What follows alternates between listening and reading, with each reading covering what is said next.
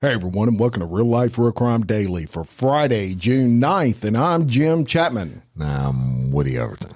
And I'm Mike Agovino. Happy Friday, fellas. Friday. Well, every so often, I don't know if you've noticed, I have been taking the opportunity on Fridays to do some corrections and retractions. All right. Because our audience keeps up with the show. Like you said, our aria and its area. Yeah. Well, let's actually talk about this is Friday's show. We record Friday's show on Thursdays so we can get it to you at midnight. And I was just in the car driving up to Denham Springs, listening to the Thursday show.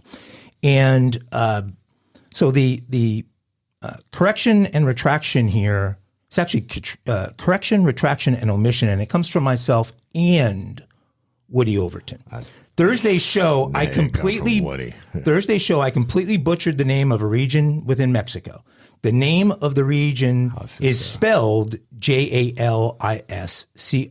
Like a moron, I first said Jalisco. Wrong. And then I next said Jalisco. Wrong. That's two. Then our resident grammar czar, Woody Overton, came in to save the day, correcting me first with Halcisco. Wrong. That's the way I he say later amended that to Hi Cisco. Wrong. And then he went for the grammatical hat trick, telling me it was Halicisco. Wrong for the third time. The correct pronunciation is Jalisco. We took 5 collective shots at it and got them all wrong. So our apologies go out to our Mexican-American listeners as well as our listeners in Mexico for taking you along with us on the Mexican voyage of the Real Life Real Crime Daily Grammar Titanic on yesterday's. And again, the correct pronunciation is Jalisco. 2, I want to apologize to the thousands, and I mean, it might be tens of thousands, but let's just say thousands of Real Life Real Crime Daily fans who've reached out this week on my private Twitter to complain about our lack of coverage of Prince Harry's lawsuit and the 8 hours of testimony he gave on Tuesday. I want to let you know, you can go to ABC, NBC, CBS, Fox, CNN, MSNBC, CNBC, Newsmax, News Nation, The Daily Wire, ESPN, and Spank Vision to find coverage of the first royal testimony since 1891, but you won't find it here thanks to Ebenezer Overton. That's right. 3, a congrats go out to Virginia Oliver, who is the oldest living lobster fisherman on the planet. She turned 102 I watched the, yesterday. Documentary on She's the lobster lady up in Maine. She's awesome. She's a listener. You know, the lobsters are moving north. Did you know that? Virginia. They're all going to Virginia for 102nd. And lastly, on a sad note, you guys were big WWF fans growing up, weren't you? Sure. We lost a legend. Why they do it doggy style here? So don't miss any wrestling on TV. Well, we lost the legend yesterday. Yes. You guys are going to...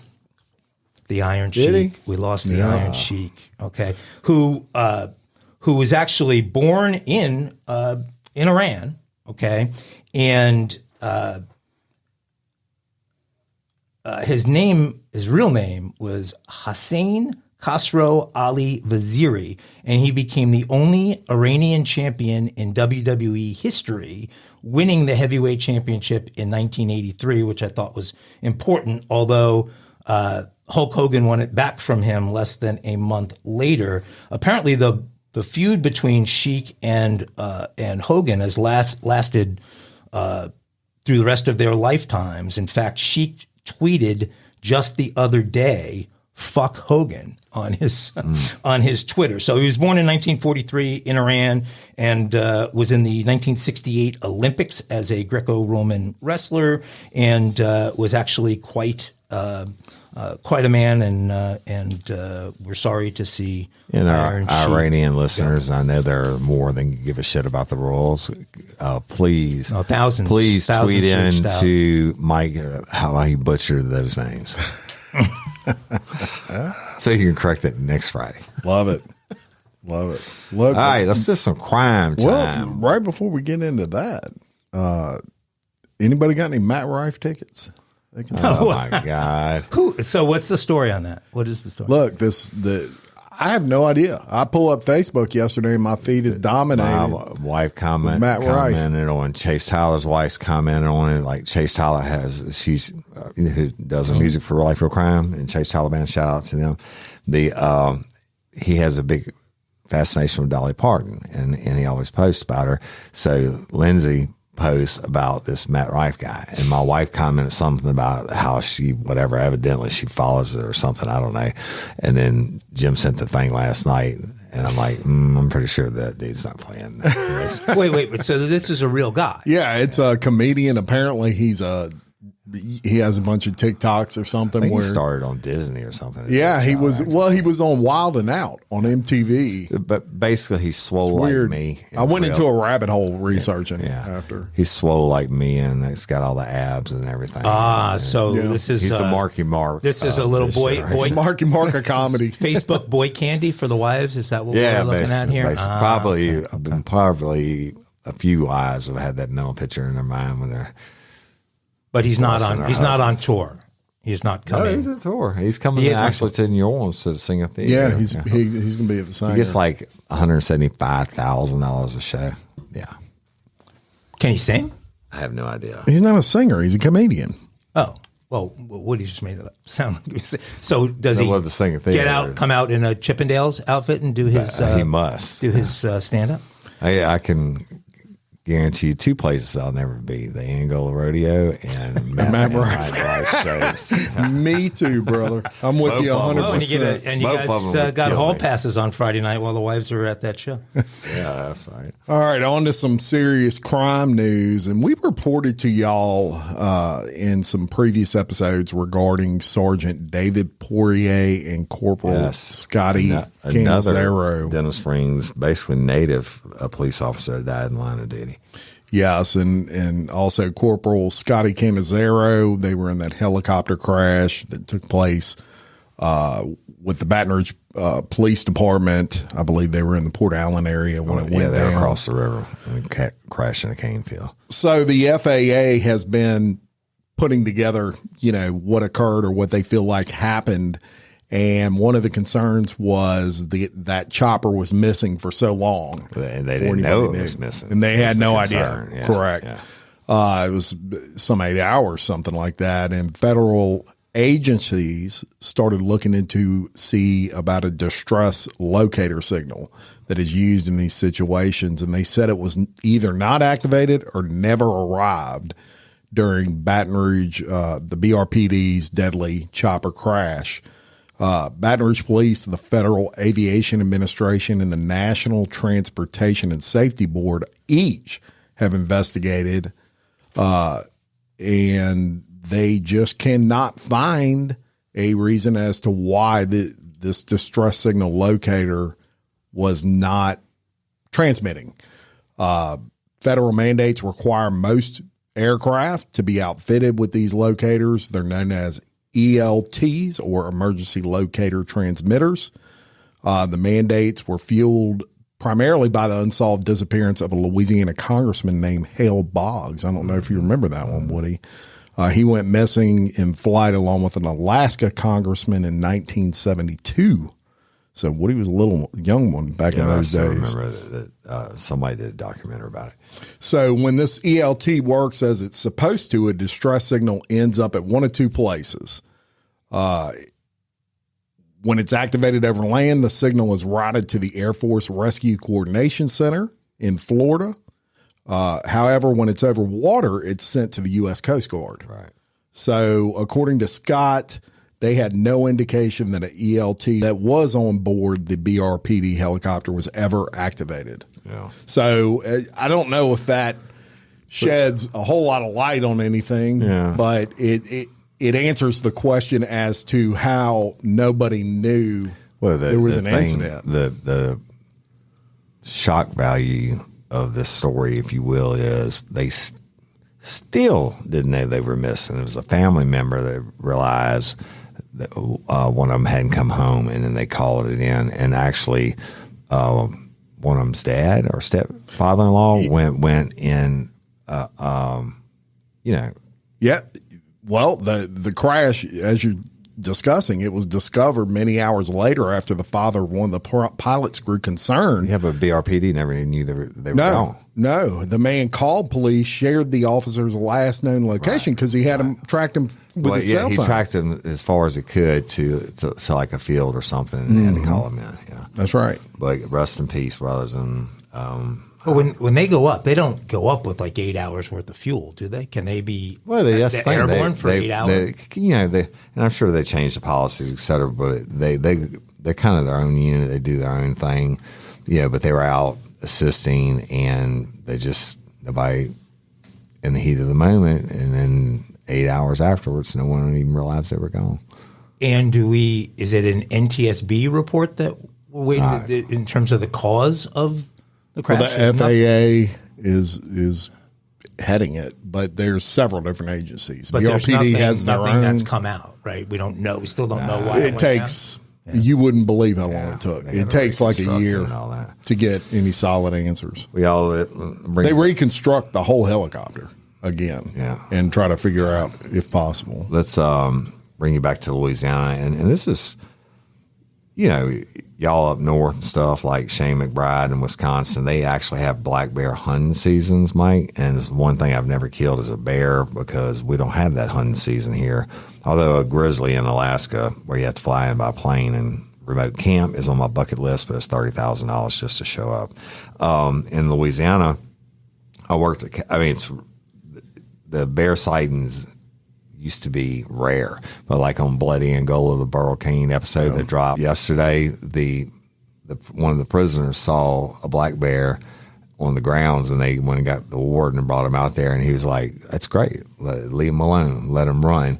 And it was like a 450-pound bear, so let him run because that'll be another deterrent from the inmates trying to escape at night because they know bears are out there and they'll eat them, right?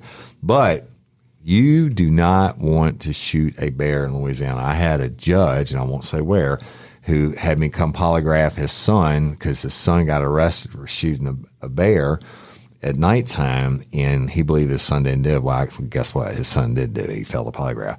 But these bears are so tagged, the wildlife and fisheries can see their heart rates, where they're traveling, in the whole 9 yards. But in Lincoln Parish last month, somebody killed one, and they're offering a $6,000 reward for information leading to an arrest of whoever fatally shot a Louisiana black bear found in Lincoln Parish last month. The wildlife agents responded to a report May 12th of a dead black bear in Ruston. That's that's Burt Jones' country. Right. And in the middle of Burt could have knocked him down with a football. Yeah. Taking a bear during closed season, which there is no open season. So that is a misnomer. Oh, that threw me in the story because I saw that. Right. But anyway, it's a hell of a fine, and you're going to jail. And you can get off easier for murder than in, say, Louisiana, you can for killing a black bear. Yeah, game wardens don't play, right? For black bears it's just big shit. And I saw my first one ever last year at my parents' place. They're coming back now because we don't hunt them. You're not supposed to, right? So I don't believe you should mess with them. If they get to a population where like gators or where they have a month-long season or something like that, it'd be a different story to help control them. But y'all, if you know anything about it, call in and get that $6,000 reward. Yeah, this story shocked me because I didn't know there were bears in Louisiana. I thought, any sort of flat terrain was not bear habitat. Well, it's not all flat terrain. It's not hilly for you, but you travel different areas of the state. St. Francisville area is East Feliciana, where I'm from, is called the Hill Country. My dad started Hill Country really way back then. It's not hills like you're used California, to, right? But like in Jackson or Dixon, DCI is the first job I ever had was at Bear Corners Restaurant. Bears used to be rampant Really? Well, what happened is Cajuns ate them all.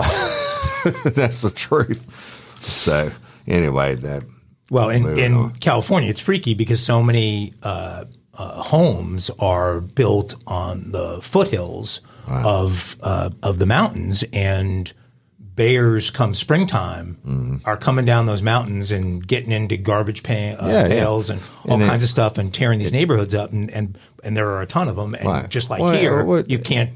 All you can do is call wildlife, and it'll reach a point where they'll have to have some type of tag system to help control, because the state won't be able to control the population, and it is growing phenomenally. Like I can tell you, and I'm 53 years old, and I saw my first one in the wild this year.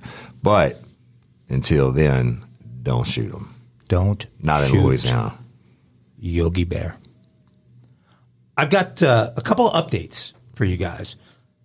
This first one is a story I think we did our first week of the show.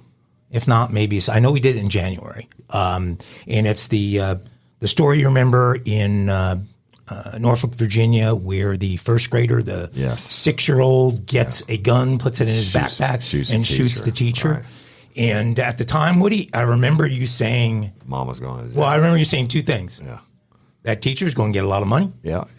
And that mama's going to go to jail. Yeah. And one of those parents is going to jail. And you did a lot better on those calls than you did on Mexican pronunciations yesterday. But the mother of the 6-year-old who shot the teacher has pled guilty to federal felony charges.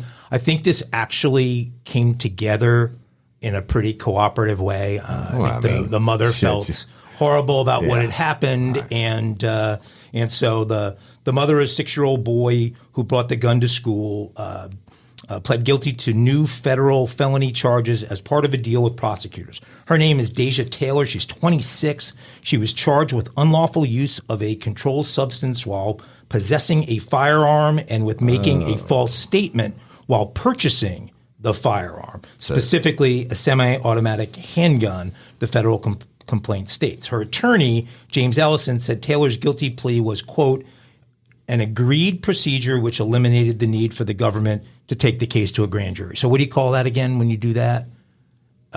When you don't plead guilty, but you avoid the grand jury because... Well, I mean, you plead guilty. That's the only way to avoid the grand jury. Didn't we have a case last week that was the same thing where they know you plan on pleading guilty, and so the judge can enter the plea for Yeah, that's what it was. The judge enters the plea, right? So this is the plea. But what's interesting in this, and I told y'all that also said there would be more to it. She had dope in her system, evidently.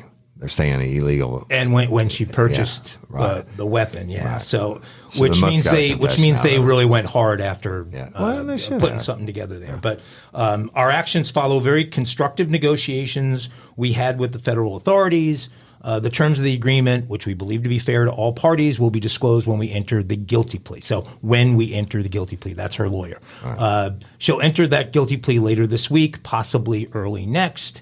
And he added that he planned to submit, quote, mitigating evidence and thanked the U.S. Attorney's Office for its good faith participation in the discussions. So that's what is going on with her. The teacher, by the way, whose name is Abigail Zwerner, she was just 25. She's suffered gunshot wounds to both her hand and her chest. She survived those. She's still recuperating to a degree, but she's going to get paid a lot of money, undisclosed at this point, where those discussions are. But 2 for 2 for Woody Overton on those. The other update is Jim's insane story about the store owner in South Carolina who thought the kid had stolen the water, even though he hadn't stolen water, and chased him down in the street, shot him in the back, and killed him. Apparently, that guy, whose name is Rick Chow, has made a habit of chasing after and shooting at people that have committed, really low level kind of theft in his store. So in 2018, he confronted a shoplifter at his places in Express Mart Shell Station in Columbia, South Carolina. Stop and rob. He fired 2 shots wounded a man in the leg, and the man pleaded guilty to charges in the case in 2018. In 2015, he fired several shots at a vehicle after he tried to stop someone he suspected of shoplifting, and the suspect got into the vehicle and threatened to shoot Chow. No one was hurt. In both cases, authorities said Chow's actions were not criminal originally. Self-defense law in South Carolina requires the shooter doesn't instigate the incident and that the shooter believes he or she is in imminent danger and has no way to avoid that danger. Well, they've sort of rethought what probably happened in 2015 and 2018 based upon Chow's latest actions, and this is only going to make the little situation you shoot somebody in the Mr. back. Chow. Shoot somebody in the back, it's not imminent danger. They're running. Speaking of Mr. Chow, the best Chinese restaurant in Los Angeles, if you go, Mr. Chow. There's one in New York as well. I'm not going. Spark something uncommon this holiday with just the right gift from Uncommon Goods. The busy holiday season is here, and Uncommon Goods makes it less stressful with incredible hand-picked gifts for everyone on your list, all in one spot. Gifts to spark joy, wonder, delight, and that's exactly what I wanted feeling. Hey, y'all, I ordered a super cool piece. It's a candle with a sculpture of LSU's Tiger Stadium on top of it. And each officially licensed laser cut wooden replica features up to 4 layers of detail, creating a bird's eye view of a specific football field, seating section, and more. And every label includes your stadium's name, the team's logo, and school location. And it has a coconut, soy, vegan wax infused with sandalwood smell that creates tailgates and touchdown scent profile, reminiscent of game day. It's invigorating like fresh cut grass and nostalgic like smoke from a pre-game grill, and calming like the crisp autumn air of a new semester on campus. Y'all, I love it. I have it at the base of my TV, and I'm ready to watch the Tigers play on Saturday night, right? Uncommon Goods. Look, when you shop at Uncommon Goods, you're supporting artists and small independent businesses. And many of their handcrafted products are made in small batches. So shop now before they sell out this holiday season. Uncommon Goods looks for products that are high quality, unique, and often handmade or made in the U.S. They have the most meaningful, out of the ordinary gifts anywhere. They even have gifts you can personalize. From holiday hosts and hostess gift to the coolest finds for kids, to hits for everyone from the book lovers to diehard sports fans. Uncommon Goods has something for everyone, not the same old selections you can just find anywhere. And with every purchase you make at Uncommon Goods, they give $1 to a nonprofit partner of your choice. They've donated more than $3 million to date. So to get 15% off your next gift, go to uncommongoods.com/RLRC. That's uncommongoods.com/RLRC for 15% off. Don't miss out on this limited time offer. Uncommon Goods, we're all out of the ordinary. Hey ladies, are you feeling overwhelmed by hormonal changes? Well, you're definitely not alone. There are more than 1,000 hormone disruptors living in our environment right now. It's in your food, your water, the air you breathe, the clothes you wear, your skincare products. They all mess with your hormones. Then there's the natural hormone changes your body goes through, premenopause, menopause. And while it's a natural process, it doesn't mean you have to suffer through it. The good news is you don't have to suffer through it anymore, because now you have Hormone Harmony, a formula made only with herbal ingredients that are shown to reduce hormonal symptoms in women of all ages. Hormone Harmony is not just a hormone supporting supplement. It's become a phenomenon. Women can't stop talking about it on social media. A bottle of Hormone Harmony is sold every 24 seconds. And the biggest benefit? Well, my wife says it makes her feel like her own self again. And that's what women mention over and over in the reviews. And there are over 30,000 reviews for Hormone Harmony. And for a limited time, you can get 15% off your entire first order at happymammoth.com. Just use code RLRC at checkout. That's happymammoth.com and use code RLRC for 15% off today. That's happymammoth.com and use code RLRC. No, don't go on the next, I don't know, 2 to 6 to 10 years. Yeah, right. All depends. All right, an Atlanta mom accused of murdering her sons in an oven waives court appearance. And this one's going to be tough to hear, y'all, but an Atlanta mother accused of killing her 2 children by putting them in an oven has waived her appearance before a judge. Lamora Williams was scheduled to appear before a judge at 9:30 a.m. on Wednesday for a final plea hearing. In court, lawyers for the state and Williams said they have agreed on a special setting for a trial date in the future. Now, in October of 2017, Williams called 911 around 11 p.m. She told the operator she had come to find 2 of her sons dead. Upon arriving at the scene, officers found the body of 1-year-old Jakarta Penn and 2-year-old Keontae Penn. Both toddlers had burn marks all over their body. Williams told police she had left the 3 children from noon until 11:30 Friday with a caregiver and came back to find them dead. So Williams makes a 911 call. Now, we at Real Life Real Crime Daily have this call. We're going to play it for you. We want to warn you. The content may be a little disturbing for some listeners. It is disturbing. Atlanta 911, operator 7054. What's the address of your name? Yes, ma'am. Ma'am, I have a question, and this is a serious matter. I just left my cousin in the house with my kids. She just left my kids in the house when I came back from work, and my kids, 2 of my kids are dead. What do I gotta do? They dead. She left them dead in the house by themselves. Oh, okay, ma'am. Where are you now? I'm in my house. She left my door open. My baby boy, my oldest baby boy, is the only one that's here, only one that's alive. She left them in the house by themselves. She left them in here, and they knocked the stove on. Can you listen? When I came in, the stove was laying on my youngest son's head, and my other son was laid out on the floor with his brains laid out on the floor. I don't know what to do. I just came home to work from this.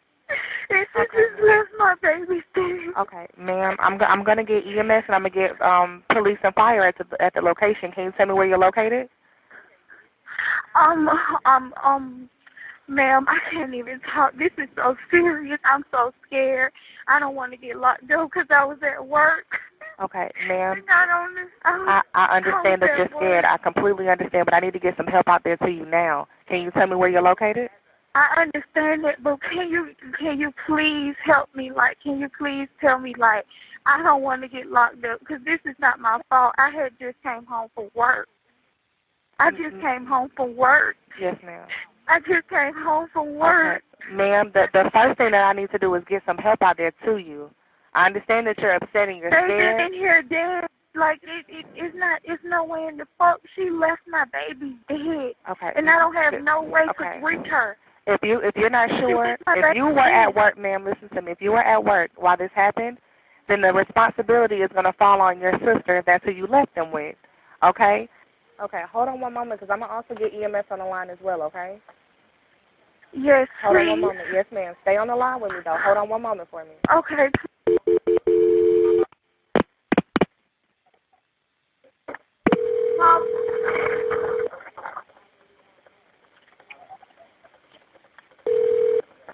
Okay, tell me exactly what happened.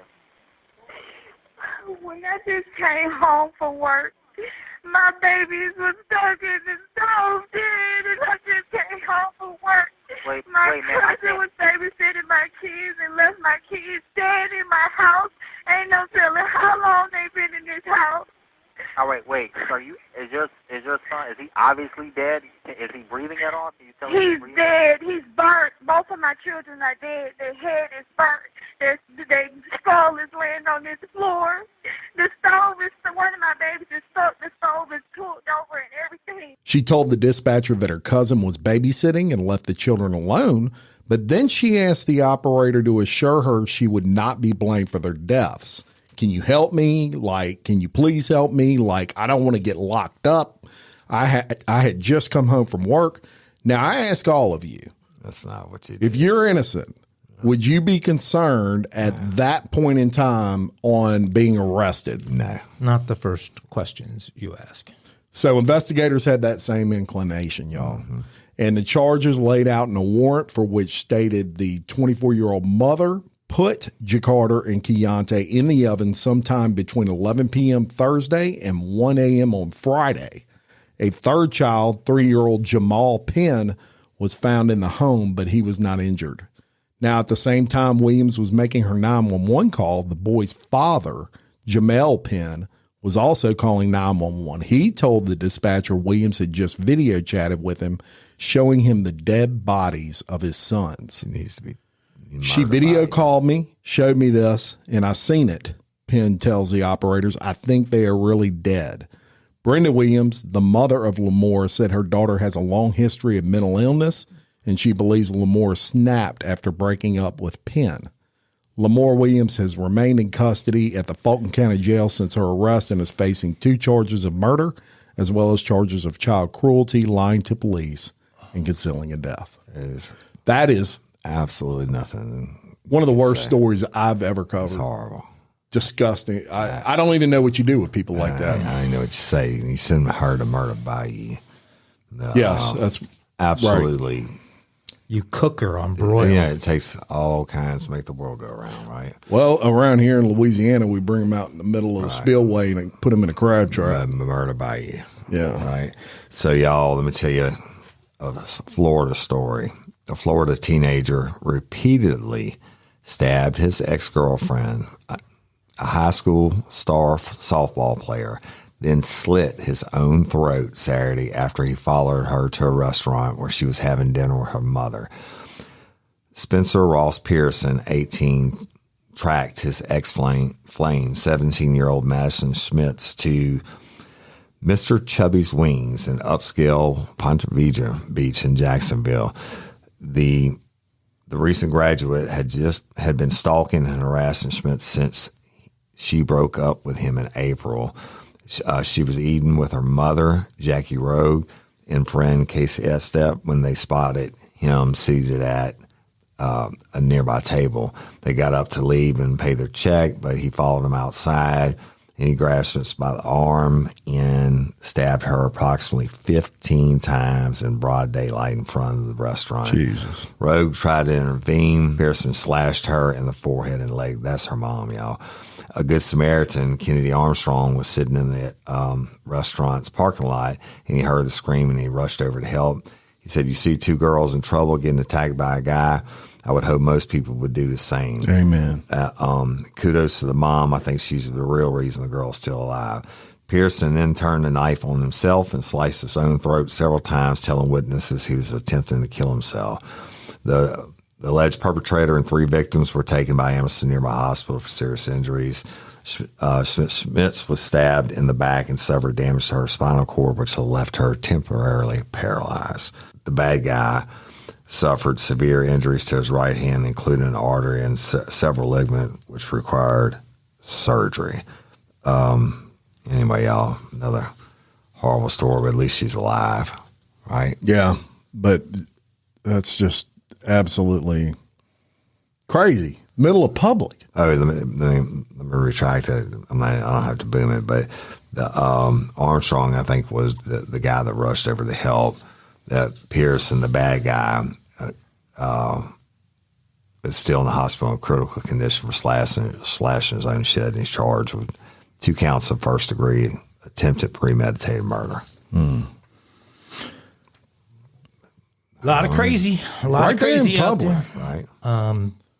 Yeah, I mean, nothing these days, I guess, shocks us any longer as we look at what's going on around the country every day. And one of the things we've talked a lot about is these different cities and district attorneys and these soft on crime policies, no cash bail, all that kind of stuff that has put more people out on the street committing crimes. And I was shocked to learn that the Manhattan district attorney, whose name we've all become familiar with, Alvin Bragg, on Tuesday disavowed over 300 convictions. Woody, I really want to talk to you about this story because I'd never heard of what's happened here. Okay, so these 300 convictions that have been overturned or disavowed, as the term they used, are all tied to police officers who were themselves found guilty of crimes. So this is the latest in over 1,000 dismissals citywide of cases connected to officers who later were charged or convicted with some kind of other crime. So the latest abandoned convictions, almost all misdemeanors, date back as far as 1996. Each involves one of 9 officers who were later convicted of on-the-job offenses, among them taking bribes, illegally selling guns, lying under oath, planting drugs on suspects, and all 9 are no longer on the force. Right. And so we do a lot of cop stories like that, bad cops. And one thing we haven't talked about before, and I used to use this term all the time, and I used to train the young guys, I said, you fuck up one time, you do something illegal like that, and then you get convicted of it, they are going to go back and prison doors will be open all through the Department of Corrections, and people are going to get out because you did something. So it takes a lifetime to build a reputation and a second to destroy it. So this is... They would love to catch Woody Overton on some bullshit. All the people up at Bloody Angola. So this is... You too slick. This is nothing new. This is not unique to New York. It's everywhere. It just doesn't get reported. You know why? Because they don't want it in the news that all these people are getting released. But, Oh, it doesn't get reported that way. I thought maybe you meant they didn't want the defense attorneys to get wind of it. No. The defense attorneys still going to have to... Not everybody's going to get out right, but like jury trial shit. But it's fruit of poisonous tree. I mean, and if it's a bad cop, they're going to go back and look at every case they've ever done and challenge it. Right. But in another world where just a few years ago, where district attorneys didn't want convicts freed all over the street, it doesn't matter. I'm doing it over 30 years. I know several cases where people got out of prison because the cop got caught doing something wrong later on. So it's not a sign of the times thing, a political thing. It's just a fuck up. So make a mistake and not a mistake. You do something with criminal intent like these assholes did, and then they can go back and charge. So, well, you know what? How do we know he wasn't doing it in my case? I understand. And it was severe enough in each case for them to have been kicked off the force. Right. So, okay. All right. Look, y'all, I bet you didn't know that this week was a very special week for the United States Postal Service. It is National Dog Bite Awareness Week. How many people knew about that out there? I'm curious. So you may be surprised to hear this, y'all. More than 5,300 Postal Service employees were attacked by dogs while delivering the mail last year. Yeah. Aggressive dog behavior obviously is a common safety concern, especially for the post office. Right. To keep its workers safe, the organization is providing important information on how dog owners can be good stewards for safe mail delivery. And they have this campaign, they call it the National Dog Bite Awareness Week campaign. It runs from Sunday, June 4th through Saturday, June 10th. So it'll run through tomorrow. This year's theme is Even Good Dogs Have Bad Days. And to spread the news of this campaign, they want everybody to use the hashtag Dog Bite Awareness. We're even going to use that in our little Facebook post that we do. Mail carriers, they know dogs can bite. They're trained on how to defend against this. But there was something interesting in this article, and it said, inform yourself, see the mail before it arrives. So there is a system that USPS has. You can go sign up for it, and you can actually, it's called Informed Delivery. Customers can digitally preview incoming mail and packages from a computer, tablet, or mobile device, and you enroll in that service. And what they're thinking is this service can help dog owners anticipate when a mail carrier arrives and they can put their dog up. The problem is a lot of these dogs aren't leashed. Now, they don't have mail carriers they still have mail carriers that go door to door, but not like they used to. Well, I was going to say, before the inventive email and all this stuff we do now, think how many dog bites it must have been. Well, right? I'm glad exactly. Yeah, it must have been. But every year the post office release stats on how many dogs, per state, how many dog bites they have. So we're going to give you a few of those. If you had to guess, Woody, what would you say the top dog biting state is? Texas. What would you say? Texas. Wrong. California. Really? California. What? No.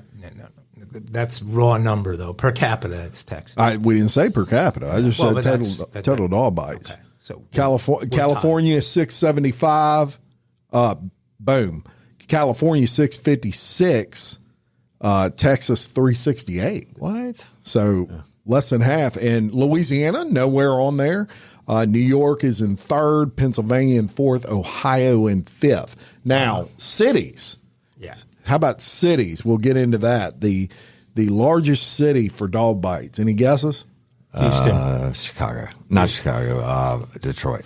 Houston. You would be correct, Mike. Houston at 57 it ranks number one. Detroit not on the top 30. No, excuse me. They are, Woody. They're about 10th, 32 for them. If you're curious, in the Baton Rouge area where you rank, you are in about 20th place with 20 dog bites in 2022. Which is enormous for a city the size of Baton Rouge. I mean, your rank population-wise is, somewhere around 100, and you're 22nd in dog bites. I cheated. I knew Houston because I looked at the list. Dallas is third, right? And San Antonio is 10th. You've got 3 Texas cities in the top 10 for dog bites. I don't know what exactly. Maybe they're just they hate mail carriers in the state of Texas. I don't know. They're training their pit bulls to hate people have dogs and bigger yards and shit like that. Probably. Well, just be conscious of that, folks. If you have a mail carrier that actually walks to your house, make sure your dog's tied up or at least for a little while. We don't like to tie our dogs up long, but just long enough for the mail to be that dropped. California stat is bullshit too. I mean, all those dogs weigh 6 pounds. They're all like Paris Hilton's dogs. But you get bit by a 6 pound. It counts if you get nipped on by a hamster. How much does a snake weigh? Doesn't matter. You get bit, you get bit. That's a great point. Mosquito. How big is a mosquito? It still sucks to get bit. Okay, but that argument doesn't hold water. Would you rather be bit by my 10-pound Brussels Griffon or a Rottweiler down the block? I'm not taking that dog bias stuff. I've got a terrible dog bias. But you I get what you're saying, but. Dog bites, dog bite. I had these two fingers bitten off. And California bite. All right, let me see your. They did a really good job. It was right there, and they were laid back like that. And you got all your. Yep, they're still there. Why? This one's. You can still finger blast comfortably with this. Flip you the bird easily. All right, hey, y'all. Let me take you to Missouri, and you know what? I like Missouri. I'll go through there every time I go to Wisconsin and all that to see business. I went and searched that lake that you talked about. Yeah, a lot of those lakes are the same thing, the limestone, and they flooded them back in the Corps of Engineers, and there's cities underneath it and all that. I think we were talking about Beaver Lake in that. Yes, in that we story. were. But Missouri has a lot of them. Table Rock, all these other lakes, places I was looking at buying. But Missouri is still executing people, unlike the state of Louisiana, because our governor is an idiot. And I know his brother, and I'm not being political and everything. Is his brother an idiot? No, his brother's the sheriff of Tangipahoa Parish. But the deal being is, I'm not saying he's an idiot, because he's not, and he's a good guy, and he's a military vet and everything else, but he's an idiot when it comes to executions because he doesn't believe in it, so he's been blocking the buying. Anyway, our worst of our worst are still living on death row. How about that? But in Missouri, they're still executing them, and they had a guy named Michael Jackson. Yeah, right. Michael Jackson, TIS. Tisius.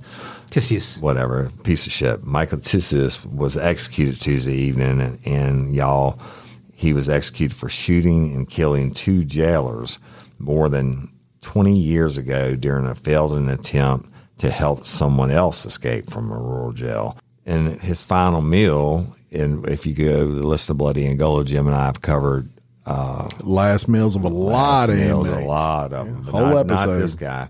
But you wouldn't believe, I always found fascinating what these people request. Now, this guy, of course, tries to say, well, maybe he is sorry. I don't know. I mean, I can't judge him.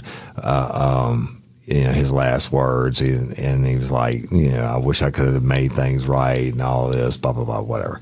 He still killed 2 people to help somebody else escape. But his last meal consisted of 2 bacon cheeseburgers, curly fries, regular fries, and a chocolate shake. He doubled up on fries. He had curly fries and regular fries. That's interesting. Fries is not something you get in prison unless you get them smuggled in, or cheeseburgers either. In the state of Louisiana, that Bloody Angola Friday is Chicken Day, and that's a big deal.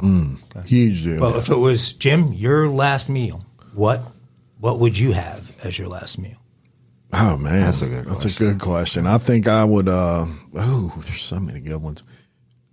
But, some of the states put like limits on the price. One guy, I think it was in Florida, ordered like all these steaks. Yeah. He ordered like fucking $400 worth of food and didn't eat any of it. It's like, fuck y'all. So they put like a $50 limit on it now, and it has to be local. A $50 limit. I couldn't even order HelloFresh from. That's from Bloody Angola 16. Use that code. And you get 16 meals. I wonder if they can deliver to prison. Probably not. I'm still thinking about my last meal. If you have a $50 limit, I wouldn't want my last meal unless I could cook it myself. So you would just tell them I don't want anything? Screw that. I say if I could cook it, I want it, and then I want some fried backstrap. Hot wings might be good. Reverse ribeye. What if you intentionally? Wings. What if you intentionally ordered something you were allergic to, so you got really sick, and then they couldn't execute? That would be they will still execute you. So I'm definitely ill. I'm throwing up all over the place. I've had this horrible reaction to my meal. They're still probably right on time. You anyway. They don't give a fuck. I mean, you can be dead one way or another, right? So anyway, that's it. The Missouri showed him some love. You just wait till our next governor gets in. They're gonna roll him out. That it won't be gruesome Gertie, but the chamber's gonna be rolling steadily. Hey y'all, let me tell you about Gobble. All Gobble meal kits are pre-prepped. That means less work for you and less waste in your kitchen. Their meal kits include everything you need so you can save time at the store or just skip that trip entirely. I got the box in and I had 3 different meals. I had a Kung Pao chicken, crispy fish tacos, and a beef bourguignon, however you say it. But let me tell you about the classic beef bourguignon. Look, it came with beef pot roast and a beef broth concentrate, red wine demi-glaze, cremini mushrooms, cipollone onions, mashed potatoes, baby carrots, and rosemary thyme butter. It was so easy to make. Literally like 15 minutes it took Cindy. And let me tell you something, and all the dishes were fire, but this thing was like a taste explosion in my mouth. It's just unreal. We've got to spend more time together and more time doing the things we love because everything came in this one single box right to my door. So see what a difference Gobble will make for your household. Right now, they're offering my listeners a fantastic limited time deal. You get $120 off across 4 boxes plus free shipping and free cookies. And let me tell you, those cookies, I ate one that was sin baked and it was delicious. Go to gobble.com/reallife. That's GOBBLE.com/real-life for $120 off your first 4 boxes. This offer is not available on the home site, so don't miss out. This is genius. It's taste explosions in your mouth like you never had. This next story I can't believe, and it relates to what I believe is the greatest invention of the last century. Any thoughts, you guys, on what's the greatest invention in the last century? The home kegerator. The home kegerator. That's up there. That's going to be up there. And a Traeger pellet grill. The Traeger pellet. Okay, that's up there. Yeah, I'd have to say kegerator's pretty good. That's pretty good. Okay. Well, I got yoga pants in the number one position. Oh my God. In the last century. I mean, I think a lot. Yeah, that's a good one. A lot of people. That's actually a good one too. A lot of people would. And if you've seen the Chips remake, Officer Poncherelli has yoga pants in the. Does it show off his package? It's actually very. You were looking, Mike, and the fact that you lied. Stop. This is an unbelievable story. So Lululemon, you guys familiar with Lululemon? Everybody's familiar with Lululemon. Never heard the name. Canadian company that makes they make yoga athletic pants clothes and stuff, and then like $1 million for a shirt over there. Part of me is really, really appreciative of the Canadians for having developed the line of clothing at Lululemon that they never heard of it. Trust me, that they Is have. it come in camouflage? It's ridiculous. You can a get pair it, of shorts. You can get it camo, but I don't know if the shorts are right around there. But anyway, this is a very. He's got Lululemon drawers on right. So phone in America in the year 2023, crime pays and courage can get you fired. The latest proof of our nation's descent into madness comes out of Atlanta, where 2 employees of Lululemon were fired for the offense of having a backbone. Assistant manager Jennifer Ferguson and her colleague Rachel Rogers lost their jobs after chasing 3 masked thieves who barged into the shop and ran off with armloads of high-end apparel. Ferguson captured it all on video. You can hear her screaming in the video, no, you can't march, you can't get out of here with those, et cetera, but it was pointless. There wasn't a security guard or police officer to be seen. The women were helpless. Chill, bitch. Shut your ass up, the thieves yelled back at her.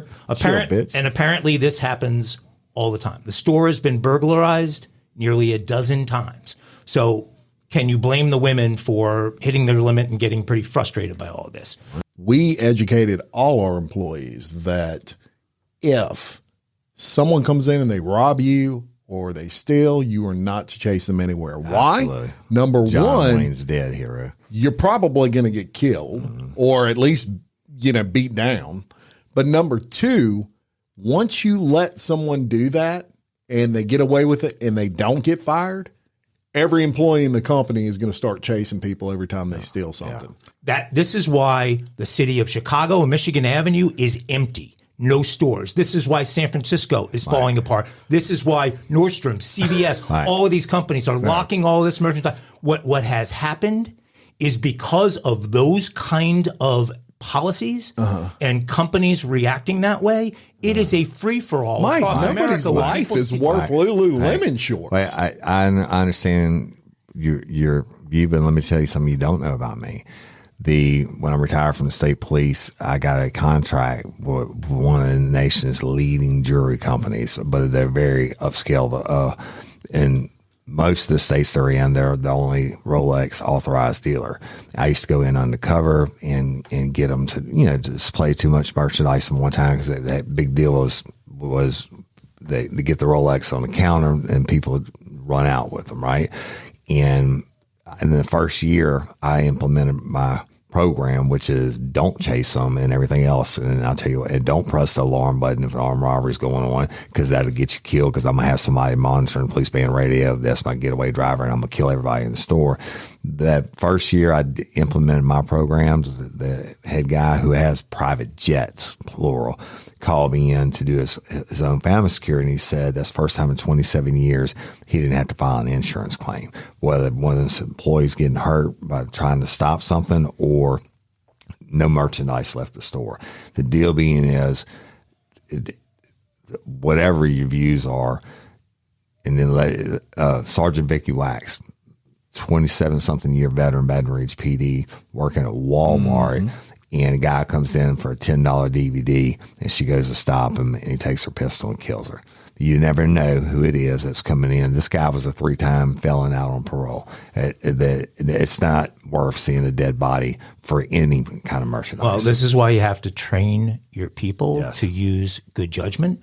If you're in a high-end store with Rolex watches where the prize is $10,000 somebody's going to steal, then you're dealing with a different element than the people who walk into a Lululemon and slide a pair of yoga pants down their pants and walk out. And this is what is causing the problems in these big cities. It's why crime is rampant in these big cities, because all of this little stuff is going unenforced. These companies then can't support the stores. They then close down the stores. The neighborhoods then degenerate. I understand what you're saying, but you don't know that person that put that thing in their pocket if they are a 3-time convicted murderer or not. Rhode Island man accused of breaking into homes, y'all, and we'll get to what he was stealing here in just a second. So a Rhode Island man is faced with 4 felony charges after police say he admitted to breaking into homes to steal sex toys.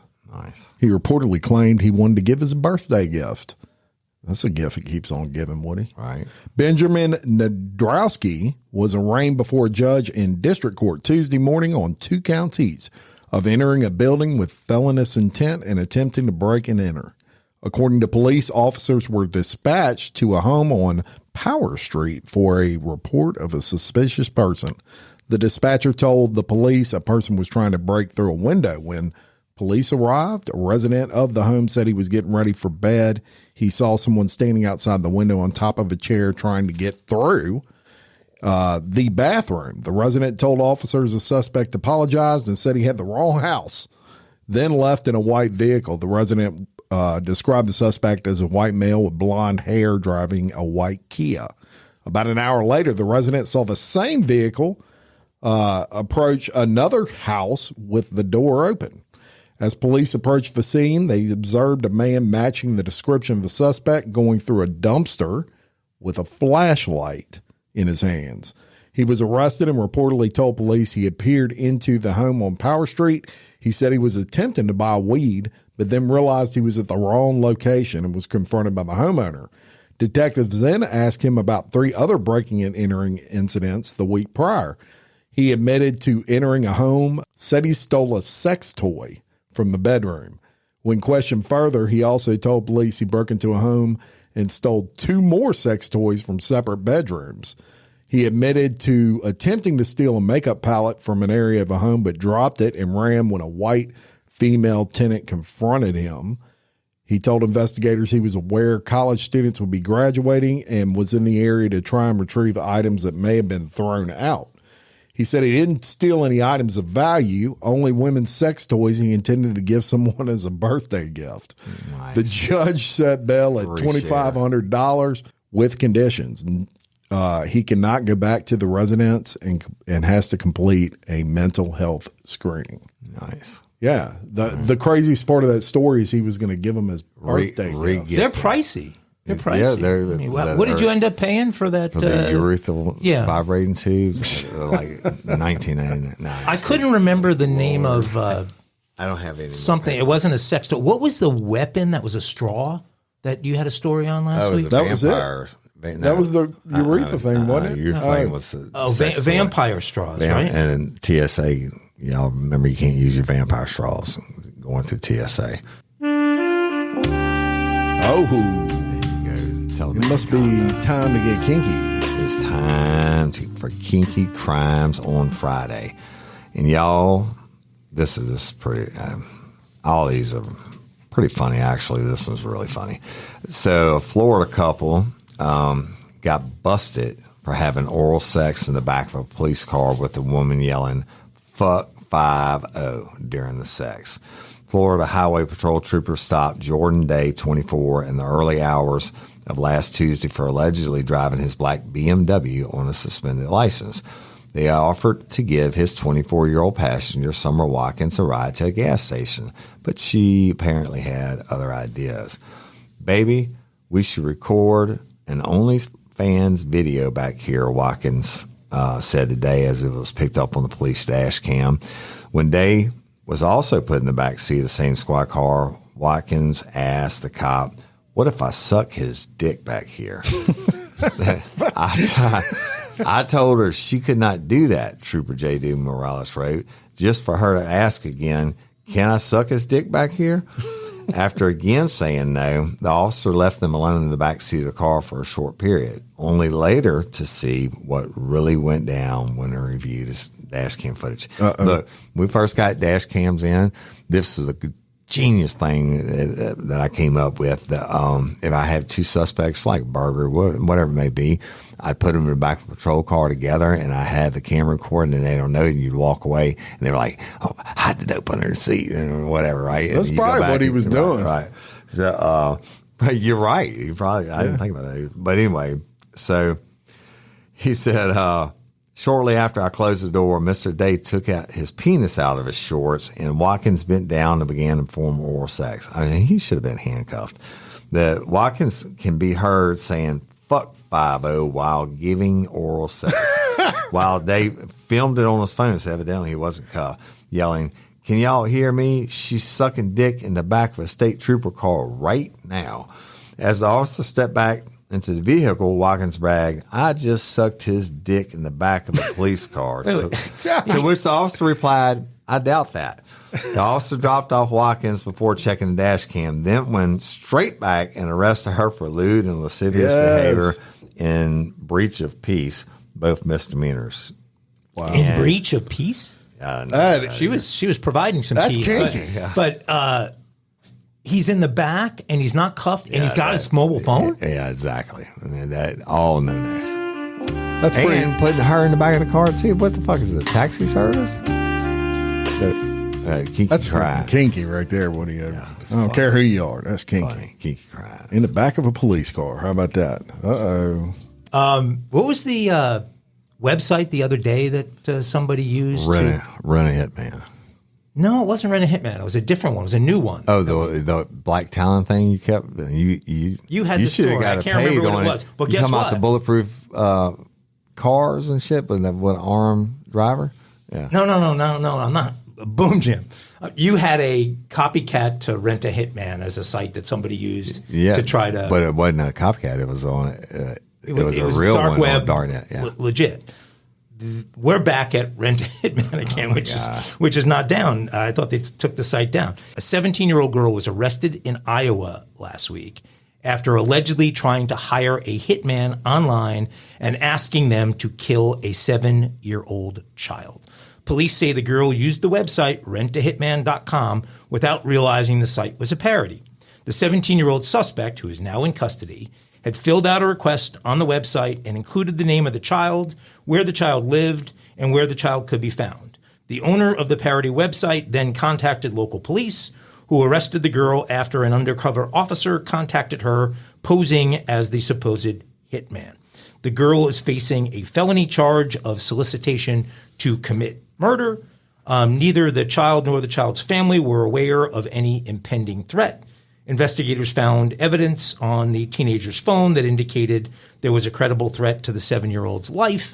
And Bob Innes, who's the owner of rentahitman.com, said he often checks the website's requests and turns over information to local police departments throughout the country. The IT programmer originally used the domain as a tongue-in-cheek way to advertise, and then he forgot all about the site. So he forgot this thing was even still up.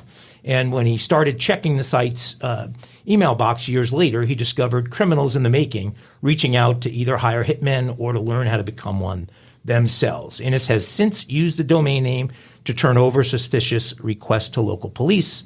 Such was the case last week when he informed Storm Lake Police about the 17-year-old. I wonder how she was paying for it. Oh, I know. She was going to that store with the yoga pants and stealing because she'd get away scot-free and selling them on eBay. Very possible. Yeah.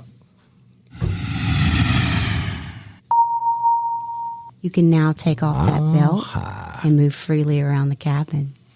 All right, so we've got another mile-high crime. A man was arrested after attempting to stow away under a plane at the Houston airport. Houston Airport, traveled there many times. Authorities say this wasn't the man's first attempt to stow away on a plane leaving Houston's Bush Intercontinental Airport. A Guatemalan man is being held in the Harris County Jail on a $1 million bond after allegedly attempting to stow away in the landing gear compartment of a plane leaving Houston's George Bush Intercontinental Airport. Jeffrey Gutierrez, 26, entered a restricted area of the airport in late May and tried to hide in the landing gear department of the American Airlines flight bound for Chicago. According to the flight, it was delayed nearly 45 minutes and passengers had to deplane after Gutierrez was found. Prosecutors allege this wasn't the first time he attempted to stow away on a flight. Gutierrez came to the U.S. in November of last year by hiding in landing gear of an American Airlines flight from Guatemala to Miami. Gutierrez was out of jail on bond for criminal trespassing at the same airport when he was arrested for this stowaway attempt. Prosecutors say in court documents that he removed a court-ordered electronic monitoring device and ignored a judge's order to stay 200 feet away from the airport when he made his most recent attempt. The defendant then engaged in conduct that not only violated the conditions set for his release on bond, but he placed 166 passengers on the flight in grave danger by stowing away in the compartment within the aircraft containing steel cables and hydraulic components. Yeah. Maybe they have a heater or something. How the hell or how do you even breathe at 10,000 feet or whatever? That's the question. So evidently, I bet he's done it before, but before Miami. Yeah, he's probably. Well, he did it. That's how he got from Guatemala to Miami. I know what I'm saying, but he probably did it before that too. The defendant's conduct is also an extreme act for the purpose of escaping from the jurisdiction, you think. That coming from the prosecutor, and they have charged him with a felony and 2 misdemeanors. He'll have a GPS monitor attached to his person. And it didn't work the first time, but they're going to do it again in order to stay 1,000 feet now from all airports. 200 is the difference between all 200 airports. and 1,000. Yeah, so mile high crime. You can now take off that belt and move freely around the cabin. Thank you, Tiffany. And that is on Mile High Crime. Mile High. Banjos, please. Banjo time. Kiss your sister.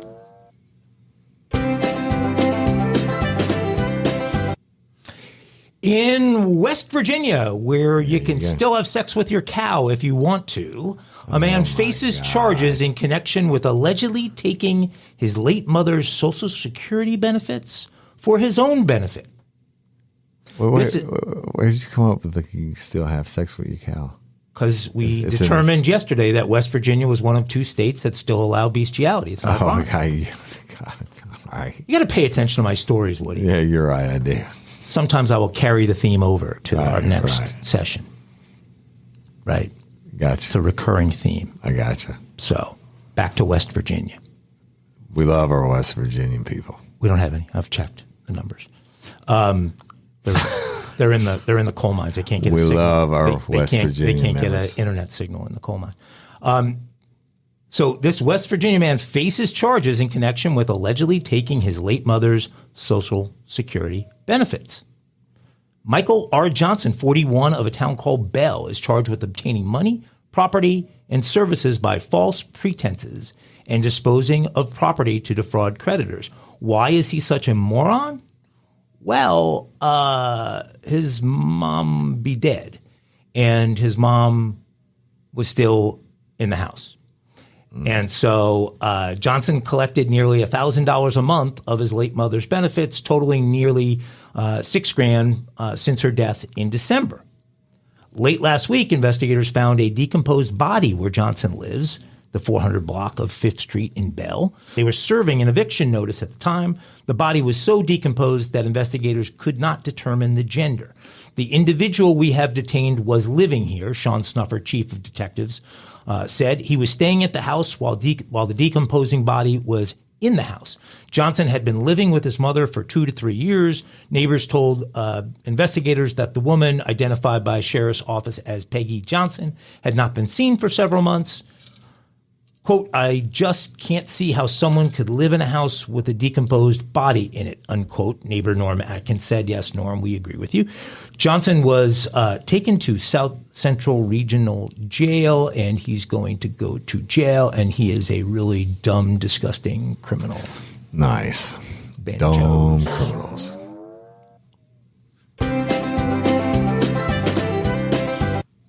All right. That's going to be a wrap for today, y'all. We already way It's over. a wrap. And I'm Jim Chapman. And I'm Woody Overton. And I'm Mike Agovino. Your host of Real Life Real Crime Daily. Peace. Business. Build up to Black Friday with savings all month long at Lowe's. Get up to 50% off select major appliances, plus take an additional 10% off when you buy select major appliances. And don't wait to pick up holiday inflatables under $20. Don't wait to save, in-store or online now, because Lowe's knows deals. Valid 11/6 through 12/4. Cannot be combined with additional discounts. See Lowe's.com for details and qualifying items while supplies last.